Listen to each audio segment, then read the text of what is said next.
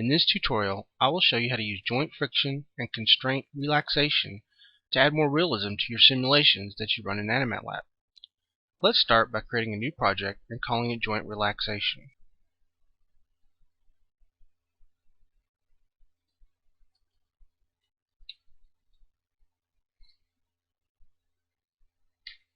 First, let's look at joint friction, and then we'll discuss joint relaxation. Joint friction can only be applied for hinge and prismatic joints, so I'll demonstrate it on those two part types first. Let's go ahead and add a new structure, and then add a box part as a root.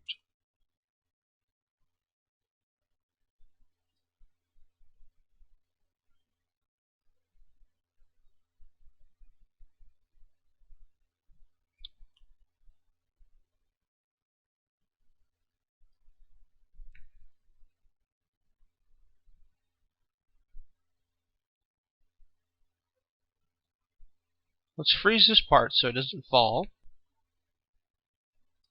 And then we're going to add a child part.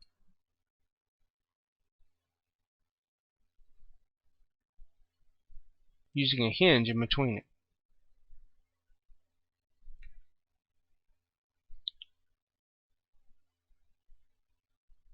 Now let's move the child part down by 40 centimeters.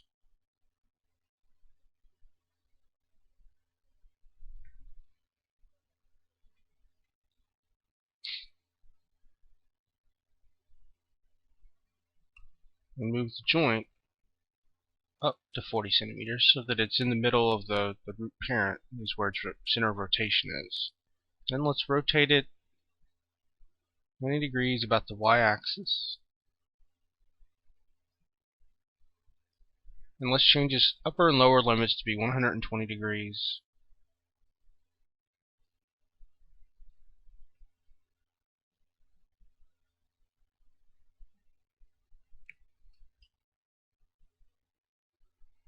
Now let's add a motor stimulus to this joint.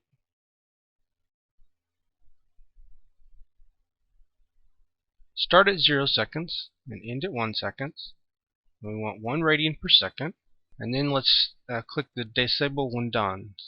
So basically what this is doing is we're just going to have it lift our part up for just a little bit and then release it and let it swing like a pendulum. So within AnimatLab 2, all newly created hinge and prismatic joints have a small amount of friction applied. So we can see this with the new friction parameter that's in here. If you go into that, you can see that the coefficient is set to a fairly small number. And that's on there by default, like I said, for anything that's newly created. However, if you're converting over an older version 1 project, then those joints have no friction on them. And this is to make it possible so that they can try and behave as closely as possible as the original system within version 1, which had no friction at all for joints. So if you want friction on converted joints, then you'll need to go in here and manually add them for each joint. So I'd first like to demonstrate how the joint behaves when it doesn't have any friction at all. So let's go ahead and change this friction parameter to coefficient to be 0. Well, actually there's two ways. We could change this coefficient to 0, or we can just say enabled to false. So this should turn off friction. Now let's go and add a chart.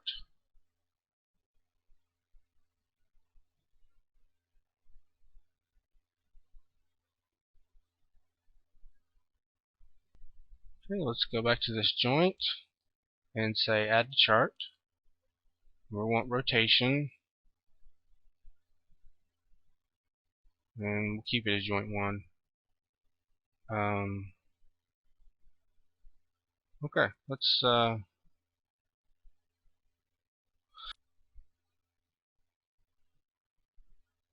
run the simulation now. Oh wow, it's going really fast. Let's slow this down.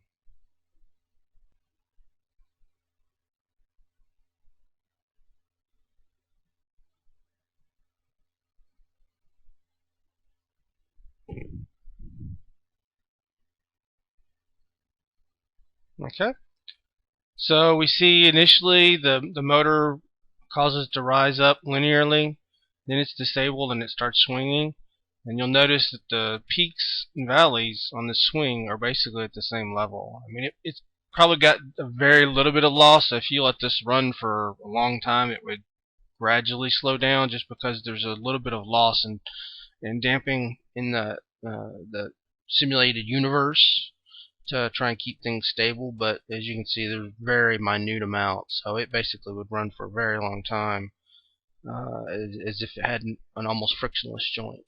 Of course, this is very unrealistic compared to the real world, where friction is everywhere. You would barely see something like that unless somebody took a lot of time to engineer it. So let's go ahead and go back to the joint and enable the friction parameter again and take a look at what happens.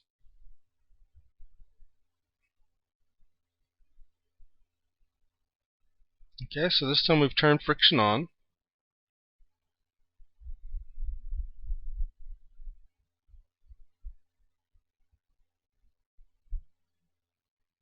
You can already kind of see that it's getting a little bit lower. Yeah, and then here when you see the chart, you can clearly see it's slowing down. It's very slow down, but because here at 10 seconds, it's still swinging nicely, but it is getting lower. Eventually it would go to 0. So let's go ahead and real fast just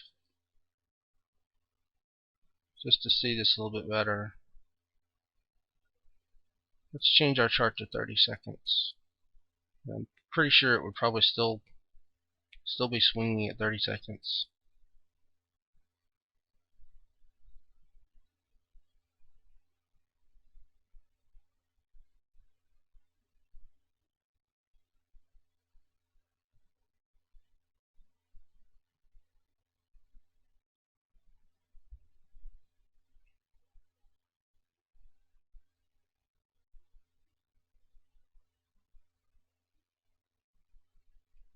Yeah, so it's slowing down, but it's still there. So let's go ahead and change this friction then. Let's change this from 0.02 to 0.05. And I guess I didn't really mention it, but basically this coefficient is just the coefficient of friction for the joint. So by increasing it, you're going to increase the amount of force, friction force that's applied relative to the amount of force that's on the joint. So if we run it again,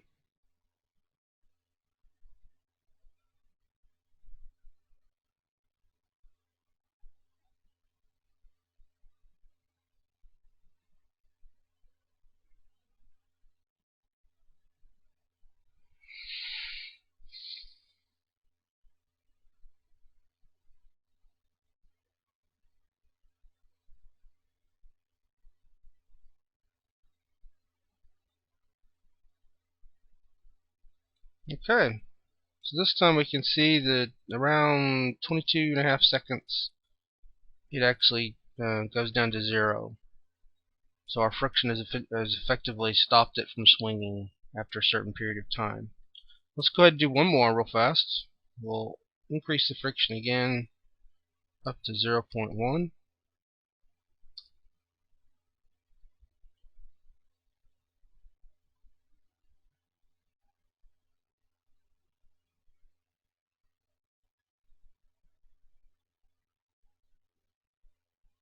And this time at about 12 seconds it stopped swinging. Yeah. So you can see it stopped a lot sooner this time by increasing our friction. So this gives you the ability to control the amount of friction that's applied to this hinge joint, basically.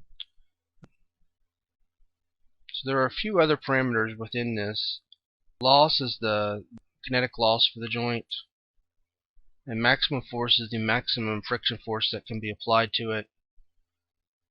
Proportional basically tells you, if it's true, then it's the friction force is relative to the amount of force being applied to the joint. If it's false, then it's this coefficient actually becomes the friction force that's applied as opposed to a coefficient.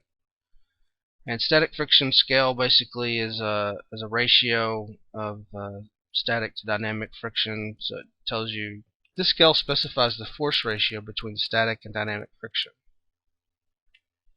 So we can also set friction for prismatic joints as well. Let's go ahead and add a new structure with a box root, and then add a box child part with a prismatic joint.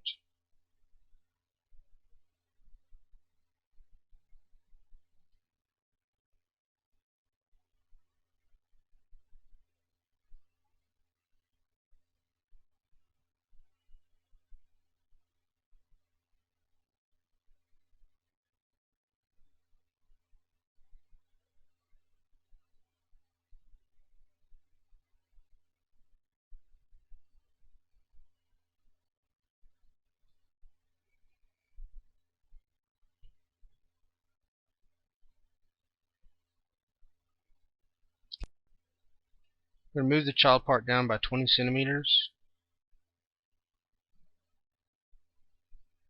and then move the joint back up by 20 centimeters so that it's in line with the root parent part. Let's go ahead and freeze the parent. Let's name it so that they're different, so we can tell them apart.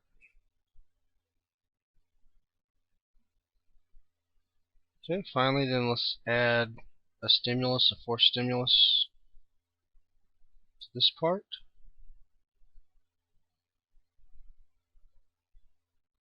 Oh yeah, and then let's change the limits on this.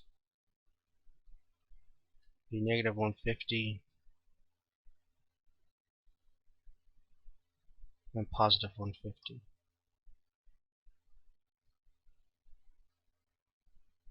And swap over so we're actually looking at the new part. Okay, if we go back to the stimulus, I have it start at 0 seconds, end at 0.1 seconds, with a force of 5 newtons in the x direction.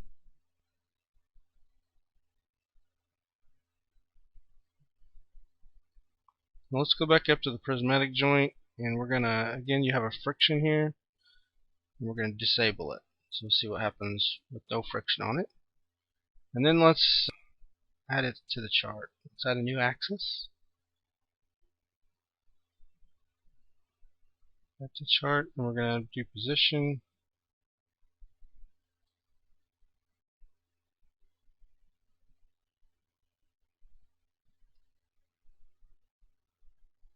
Okay, so let's go ahead and run that and see what it does.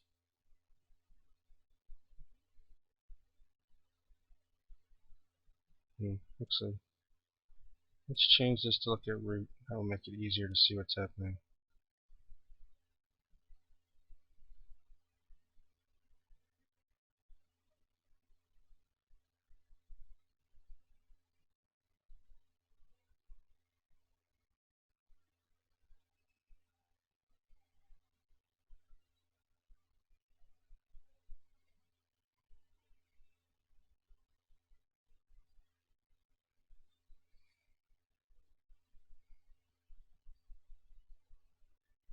Okay, basically I increased the size of the joint a little bit so we can see it better, and also made it not transparent. And just to help a little bit more, I'm going to change this background color so it's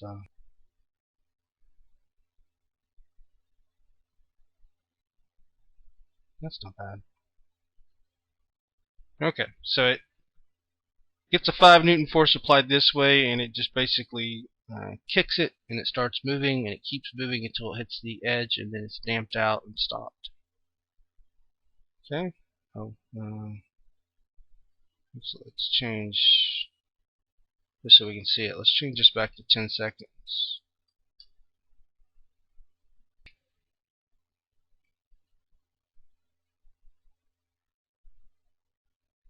Okay, so it just goes, it gets kicked into motion, it goes smoothly down to the end and stops.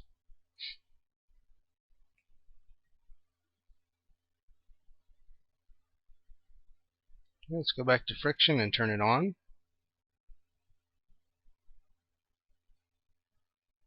Okay, this time we only go a little less than halfway, and then it grinds to a halt. You can see that, and you see how it's no longer linear. It starts out linear and then slows down and then stops. So this time let's go ahead and decrease the friction slightly to 0.01.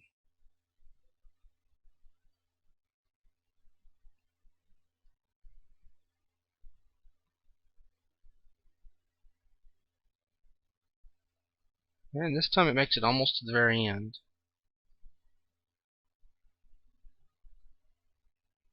So you can see using joint friction is actually pretty easy, and it makes your joint behavior much more realistic. Now let's go ahead and discuss a little bit about joint relaxation. Each joint has a number of constraint equations that keep it from moving along different axes based on the joint type. For example, the prismatic joint restrains all rotations of the part relative to its parent and prevents linear movements that are not along the prismatic axis. The hinge joint, though, restrains all linear movements and rotations except along the hinge axis. The number and types of constraints is dependent on the type of joint and the degrees of freedom that it has. So for instance, the relative position and relative orientation joint has no degrees of freedom, and thus it has 6 constraint equations, while the hinge joint has 1 degree of freedom with 5 constraint equations.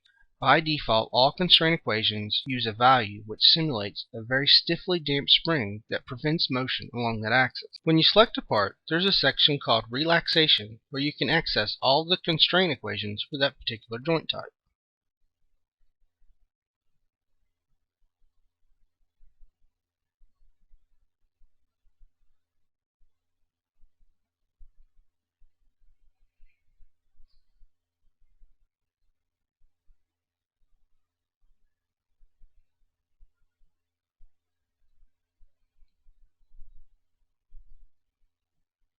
Each constraint relaxation can be enabled or disabled. If it's disabled, then it uses the default very stiffly damped spring values. If it's enabled, then it uses the values that are set here. You can set the stiffness for the spring, the damping, and the kinetic loss. You can also change the relaxation parameters independently for any axis. So in other words, you could set the x-axis rotation to be enabled, the y-axis displacement to be enabled, but then the rest of these to be disabled. So each of these can be controlled independently of the others. Let's go ahead and take a look at the relaxation parameters for the prismatic joint. We can see that it has parameters for the x-axis rotation, y-axis rotation, and z-axis rotation.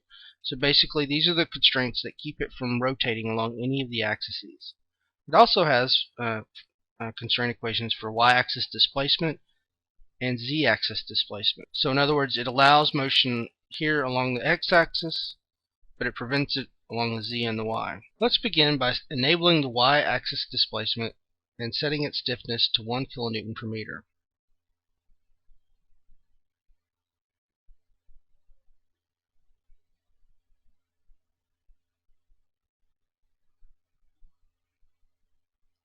Then run the simulation. Let's zoom in a little bit so you can see it better. Let's go ahead and get rid of this data chart.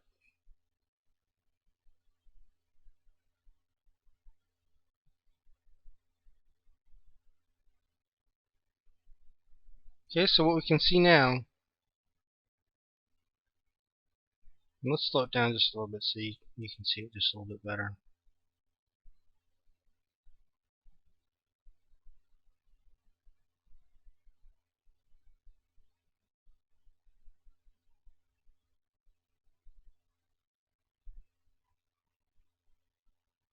Okay, so when it initially starts out, before it was just gliding along smoothly here. Now you can see it's oscillating just a little bit, and that's because of the stiffness and damping on that spring is now a little looser.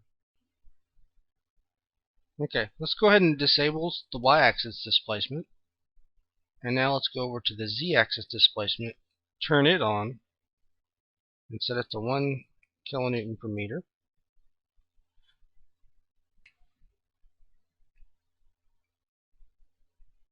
Now let's go to the stimulus here and change this from 5 newtons in the x direction to, let's make it 20 newtons in the z direction.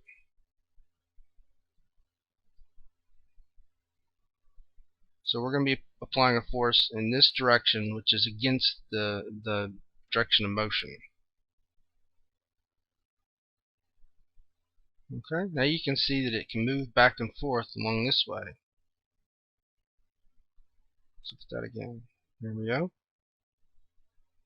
Now, if we go back up here, and let's just disable that and see what happens when we... So when we don't have this relaxation on, it can't move in that direction.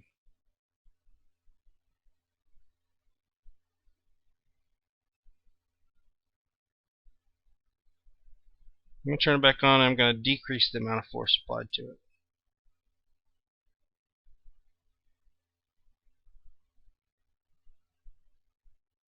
Okay, let's put the force back, and then this time let's play with the parameter here a little bit. I'm going to decrease it by quite a bit. And you can see that it's able to be pushed off even more than it was before.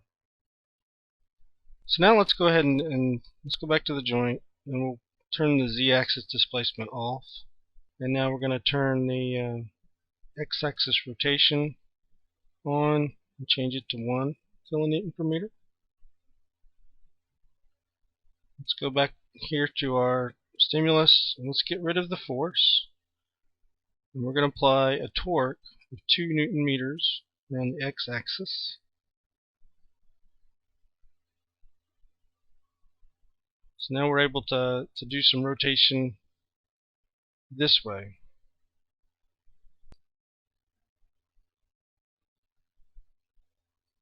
Turn this back off. It prevents motion in that direction.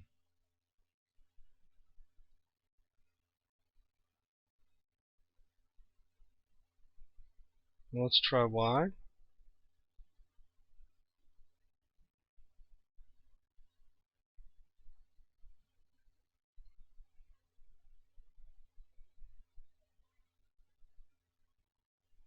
Oh yeah, you can see it spinning along the Y-axis there.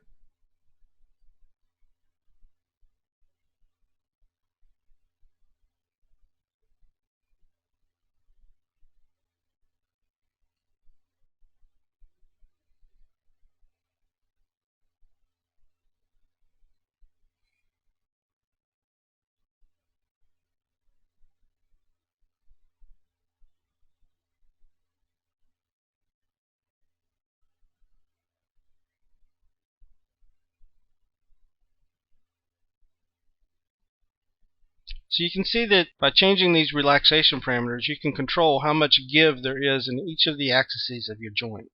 So this also allows you to add more realism to your simulation, and that real joints aren't perfectly stiff for the most part. By default, they're set up to be that way within AnimatLab, and you can change this however you want, though, to give it more stiffness in a particular direction. So this tutorial has demonstrated the basics of how to use both joint friction and joint relaxation. You can download the AnimatLab application for free at www.animatlab.com, and you can download this particular tutorial within the AnimatLab warehouse. I hope this has helped you.